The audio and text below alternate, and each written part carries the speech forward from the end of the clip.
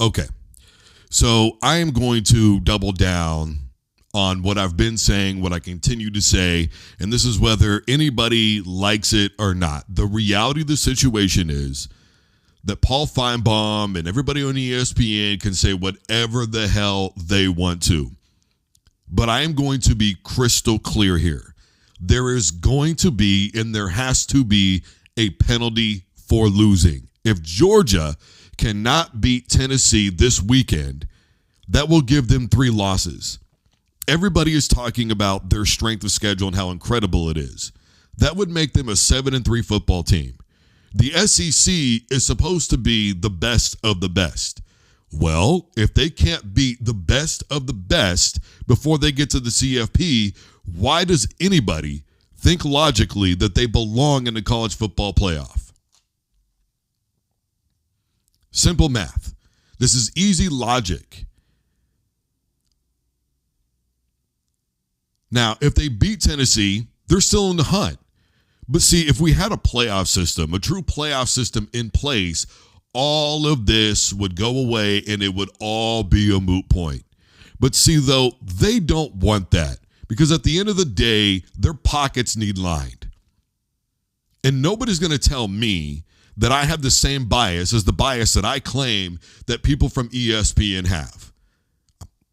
I don't have a financial obligation to anybody, and nobody has a financial obligation to me that is on a major network that is asking me to, hey man, just kind of be mindful, of this and, don't, just kind of maybe guide it this direction. Because see, I've been there.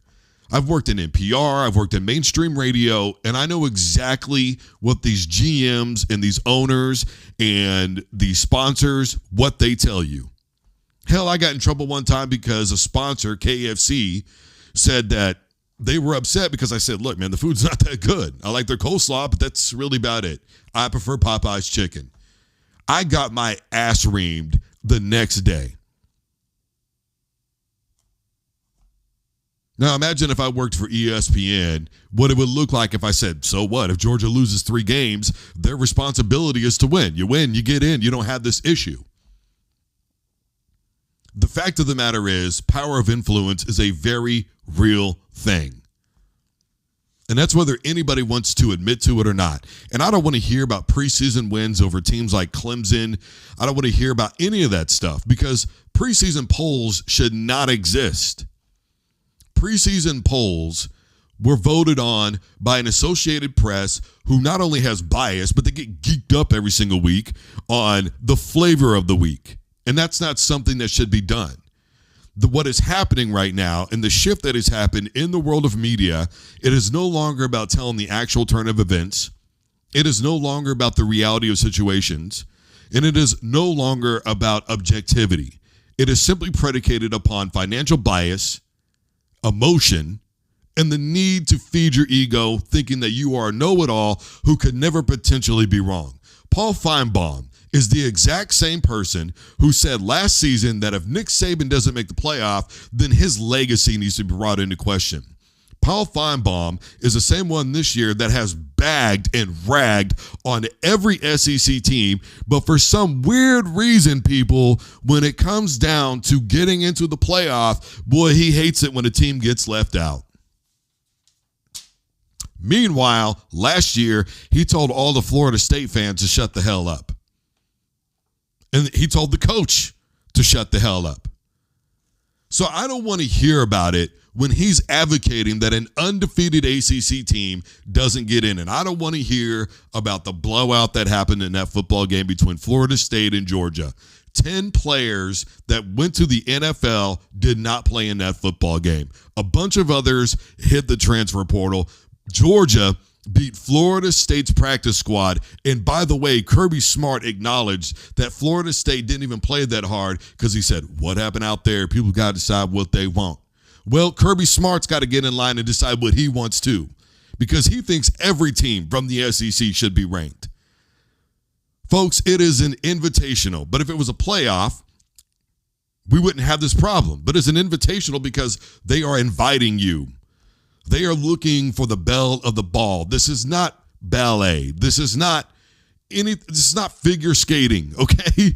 This is football. We need to start making football decisions and not financial decisions. And that's whether anybody likes it or not.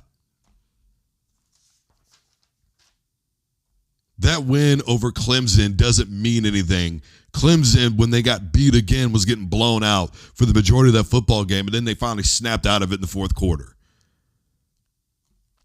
Notre Dame beat a preseason ranked top 15 Texas A&M team.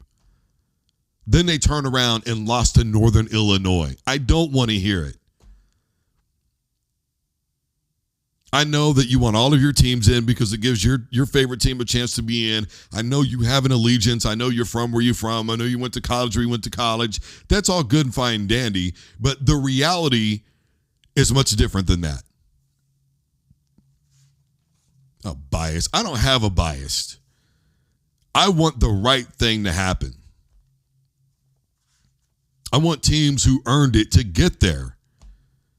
If you lose 3 games within your conference, you're not going to tell me that you deserve to get in. I don't give a damn if you are in the Big Ten. I don't care if you're in the ACC, the SEC, the Big 12. I don't care if you're in the Sun Belt, the Mountain West. I don't give a damn. You lose 3 games within your conference, you don't deserve to be there. That is a very logical and simple explanation. And by the way, these rankings don't even mean anything anyways, because Georgia is on the outside looking in, as they so cleverly pointed out. But here's the thing. They're still ranked number 12. We're running into a situation, which I said was very feasible, that teams that are ranked higher may not get in because teams that are ranked behind have the advantage of being a conference champion. The rankings don't even matter to begin with. And here everybody is crying about whether or not Georgia should get in, even if they lose to Tennessee this weekend. Win the game, you still have a shot. All they're doing is they're singling out this one team because they've been great for the last couple of years. Okay, but now they're having a semi-down season. If they can't finish the job and Carson Beck can't clean up the turnover problems, I've been talking about it all year long. They're a great football team, but Carson Beck has some serious turnover issues. Same thing with Miami and Cam Ward, serious turnover issues. It comes back to bite you in the ass eventually. We cannot, in good logic, sit around and think to ourselves that a 3-loss football team should get on over a 1 or 2-loss football team. I mean, over. Putting in a 3-loss football team, I don't have an issue with. Putting them in over somebody else who's only lost 1 or 2 games, to me, it shouldn't happen. And if we had a playoff system in place, then it wouldn't happen. That's all I'm saying. It's pretty simple logic. All right, so Mike Tyson, Paul, did anybody see the Netflix documentary thing, by the way? Was it like 3 episodes? I watched it. There were parts of it when I was watching this, and I thought to myself, I actually kind of like Paul a little bit. Like, it kind of made me think, like, where does the hate come from? But there were other things that was like, okay, man, look, you are trolling really too hard right now. Did anybody see the interview where he gave Mike Tyson the pigeon, knowing the pigeon stories? Now, they'd given him a pigeon before, right? Tyson was high on shrooms, and then they gave him a pigeon, and he was petting the pigeon. But in this instance, it was an Art of War play, because if anybody saw that documentary, my goodness, man, I knew that Mike Tyson had a thing with pigeons in the neighborhood. I had no idea that had happened. Dude said, okay, you fat N-word, and then ripped the pigeons off in front of him. That's just madness. And then here's the thing. People who didn't understand Mike Tyson, all they did was bash the man. You see stuff like that growing up. How the hell are you supposed to be normal? Seriously. When you look at that, no wonder Mike loves Cus D'Amato so much. Still to this day, cannot talk about that man without being incredibly emotional. No wonder he loves him so much. Folks, every now and again, a person has to come into your life that completely changes the game for you.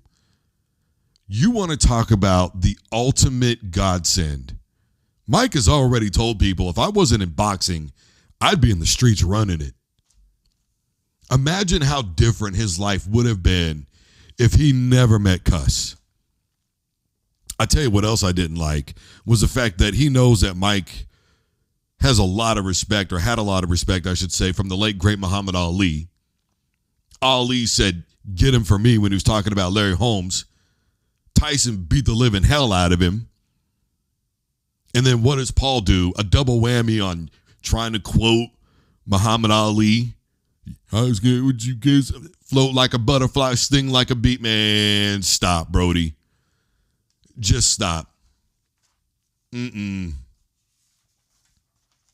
know, I know a lot of people believe that this fight is fixed. It's rigged. It's all a show. Look, we live in a world now, let's keep it a buck, where everything is done in front of a camera. Everything is. I don't know if anybody knows this or not, but everything is done in front of a camera now. Nobody does anything that is not on camera. We are constantly inviting people into our living rooms, our bedrooms. We are inviting people to our Ring doorbell deals and allowing them to see conversations that are happening within our home for the internet to see. And why are most people doing it? Because they're clout chasing. They want that big explosion on the internet in order to make themselves famous. But only a few people really, truly have the it factor. Now, the Paul brothers get it. Whether anybody likes it or not, the Paul brothers get it. Now, Mike Tyson doesn't have to get it. He's Mike Tyson, and that's all there is to it. The simple fact is at the end of the day, this fight is a catch-22 for everybody involved. If Paul ends up getting knocked out by Mike Tyson, then it's, bro, you can't even beat a man who's damn near 60 years old. If he beats Mike Tyson, it's, bro, Mike was damn near 60. And he had an ulcer. And this was going on. And that was going on. I mean, come on. I mean, Mike has talked about his health issues all throughout this whole ordeal. He's also discussed what has gone on in that little documentary thing that they did with his body. I mean, come on. Let's be honest here. It's a catch-22. Now, if Mike wins, it doesn't do anything for his career other than go, man, you finally silenced him. Thanks, Brody. Really appreciate it.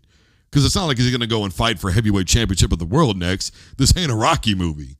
This is real life. And if he wins, all it does is maybe solidify that he was really a great fighter. But a lot of people are going to go, a YouTuber, bro? Okay, fine. You're 30 years older, but a YouTuber? Okay. And if he loses, people remember the end of it. They don't remember the middle and the beginning. They remember the end of it. And there's already plenty of people out there that believe that Mike Tyson was one of the most overrated fighters on planet Earth. If you don't believe me, you can Google this. I got no reason to sit here and make up BS. It's the reality. Understand that this is a no-win situation for everybody involved. It doesn't help anybody's bottom line other than their pockets. And of course, Mike Tyson's going to take this fight. Look, if you were Mike Tyson, tell me you would not do this for the money. We're talking about literally setting his family up for the rest of their lives. Win, lose, or draw, I am getting paid. And Paul's already put up more money on the knockout. And then the other catch part of it is they made it from 3-minute rounds, which is tradition pretty much in boxing, into 2-minute rounds. So they've literally catered to Tyson's age with this whole ordeal. This whole thing is literally a catch-22. There's really a no-win situation for anybody. Now, the one win that would happen is a lot of people feel like that if Paul loses this fight, whether it's by knockout or a decision, then it ends his career because it's like, man, you can't even beat a guy who's damn near 60. But Paul maintains, well, if I win this fight, I'm beating one of the greatest fighters of all time. 35-year-old Mike Tyson and damn near 60-year-old Mike Tyson are two different wins. But I think everybody knows that. But again, it's a catch-22 situation. You're damned if you do, and you're damned if you don't. Now, I could appreciate Paul and the type of moves that he's making, and let's be honest, the amount of money that he brings in is phenomenal. And he has given a lot of people chances. I mean, come on, let's not forget that there is basically a co-main event in this thing where two female fighters are going to get a record payday. There are things about Paul that I like that he advocates for. I like that he advocates for fair wages. But also simultaneously, I mean, come on, between these two brothers, Nate Robinson, a basketball player, all these over-the-hill, basically MMA fighters, you know, Mike Perry, okay, fine, he was in bare knuckle, but there are major differences. I have covered everything from boxing to MMA to kickboxing, clinching and all these things and the size of the gloves, and there's so many other factors that can ultimately dictate how these fights go. And so from one arena to the next, it is a different style. And we have seen very few MMA fighters survive in the boxing realm. Now, that's just whether anybody likes it or not. But we have seen boxers come over and survive in the MMA realm. That's whether anybody likes it or not. So what do I think is going to happen? Well, I don't know what I think is going to happen. To me, I'm 50-50 on this whole damn thing. What I would like to happen is to see Mike Tyson win. Why do I want to see Mike Tyson win? Well, first of all, it's a childhood thing. I grew up barely being able to watch Mike Tyson in his prime. I was, 7, 8, 9, 10, 11, 12 years old. So I really didn't get to enjoy a lot of his fights the way that I would have liked to. Now, obviously, I've rewatched him a bunch on YouTube. In today's day and age, you kind of get that opportunity, right? So there's a nostalgic feeling there for me. But I think at the end of the day, even though Paul finally fought what many people would deem a real boxer and lost by decision, I think we need to see something definitive. And I just don't know that we would see it definitive. I don't think he's going to Mike out Mike Tyson. I think he could beat Mike Tyson, but I don't think he's going to knock him out. It's just, to me, there's no hope for that. It's not that I like anybody's downfall, because I hate stuff like that. The things that happen with Ronda Rousey and all that, the way people just really seem to love her downfall was just really weird to me. I personally have never understood it. It is what it is. Just like Caleb Williams, even though I've been critical of him, I mean, it's not that I want to see anybody fail. It's just I don't think that they're good enough to be in that space. And it's okay to think that way. I don't think that Paul has proven himself to be good enough to be in this space.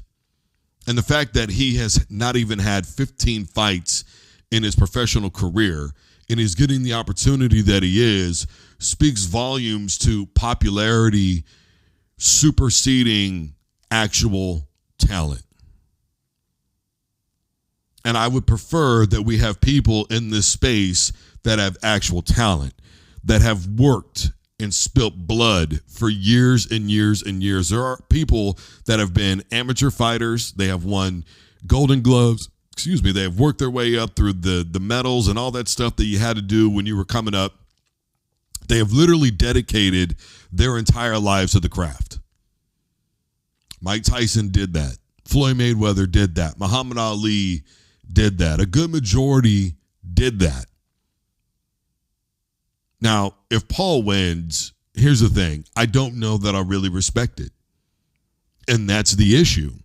I don't know that I can respect him beating Mike Tyson because the dude is damn near 60.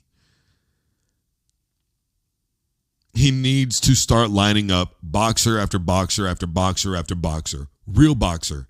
Not an MMA guy coming in, not a Muay Thai guy coming in, not a kickboxer guy coming in, a boxer. He starts lining up some real, true boxers, because as of the moment, his record is inflated to a lot of people. And that's all there is to it. All right. Going to be an exciting weekend this weekend for college football. Obviously, Indiana's got a really big game coming up. I like what Indiana's been doing. I keep saying to me, they're the number one team in the country, whether anybody wants to, and that's fine. You could debate me. I get it. But here's the thing. A majority of wins that they've had have been by double digits. They've been pretty much dominating everybody that's been in front of them.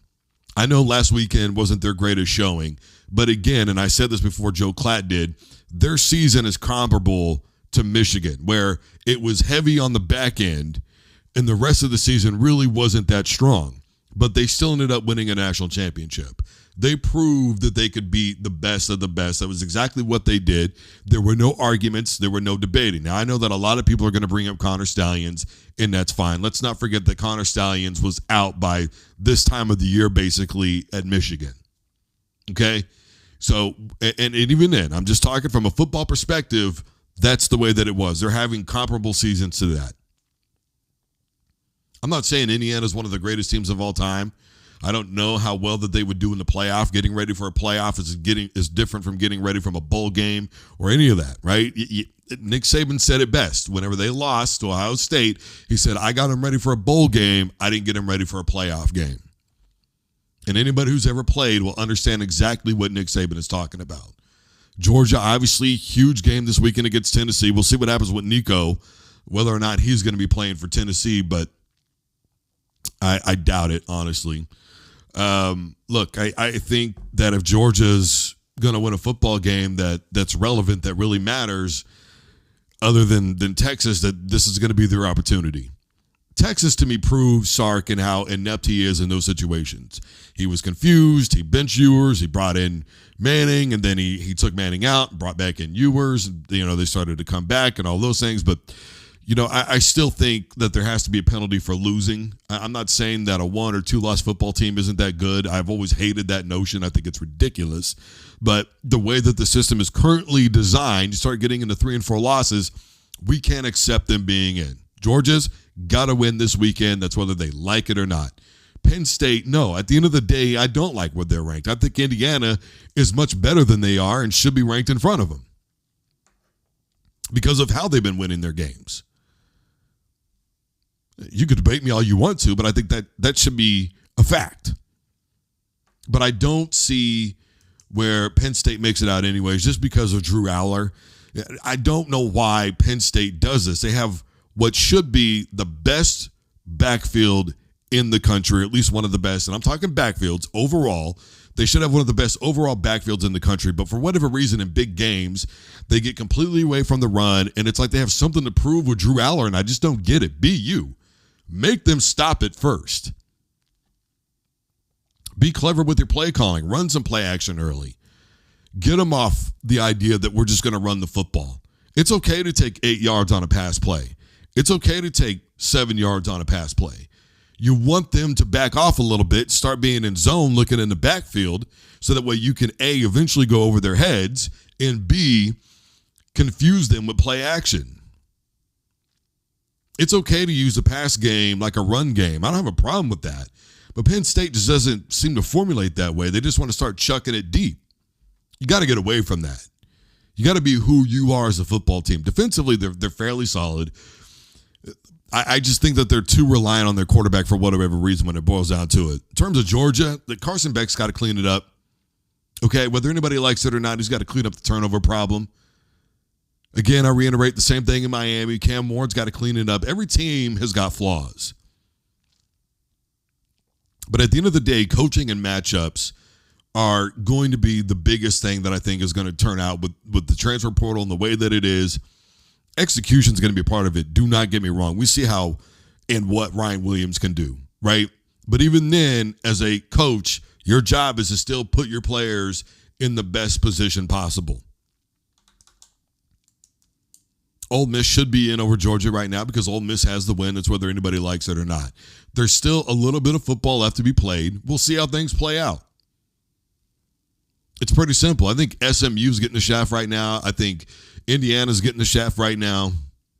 It's whether anybody likes it or not. So we'll see how this weekend goes down. Guys, I am Drew Duncan. Facebook, Twitter, and Instagram is all at Drew Duncan Radio. And wherever you listen to the podcast, on your device to play Drew Duncan.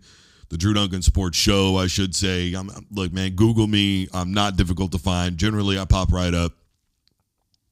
I'm looking forward to this weekend. By the way, also, John Jones is going to be returning his fight with Miocic. That should be a hell of a deal. John Jones, a year and a half layoff basically now by this time frame. And he's talking about, like, this is it. So, look, if you're a sports fan, this weekend, you got Tyson and Paul, you got Miocic and Jones, you got some really big games in college football.